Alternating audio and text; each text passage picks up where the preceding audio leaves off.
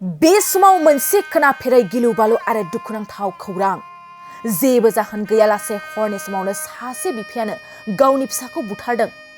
गथ'आ गाबबाय थानायनि थाखायनो गावनि असे बिफायानो बुथारदों गथ'खौ। बे जाथायानो जादों गलाघाट जिल्लानि बरफोथाराव। सासे नेहाद आखुनि बिफायानो अना खाना गावनि असे 4 बोसोरनि फिसाखौ बुथारो। बे नेहाद आखुनि बिफानि मुङानो जादों प्रशान्त हाग। हरनि समाव गाबबाय थानायनि थाखायनो नेहाद आखुनि बिफाया गथ'खौ बुयै बुयै बुथारो। बिबैया गथ'नि गोथै सहखौ नुना पुलिसनो खोन्थाहरो। बे जाथायनि सायावनो बिबैया खेंफोरथि होयो।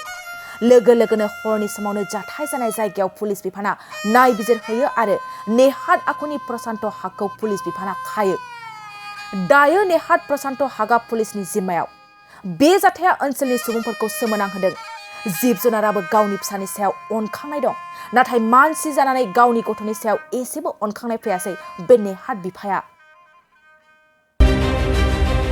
मोनसे गोजोनथाव खौरां। कक्राझार सहरनि जेडी रडजों नांजाबनाय सुदेमपुरी गांजिमा बाजाराव थानाय आइ आफा मेडलाइफ बिएम हस्पिटालाव बेराम सोखानो हानायनि गोबां खाबु दं।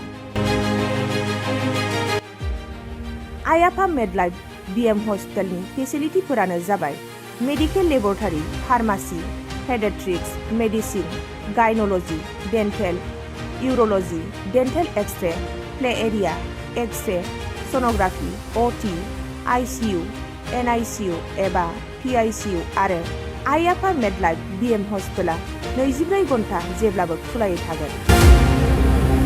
लांलाय लाबोलायनि एम्बुलेन्सआबो मोजाङै सार्भिस थागोन।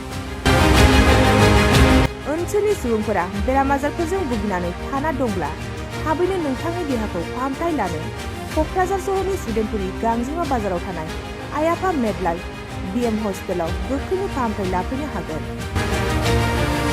आबुङै मिथिनो थाखाय 9101655430 एबा 8822 688 026 जानबुं नम्बराव खौरां लाहरनो हागोन।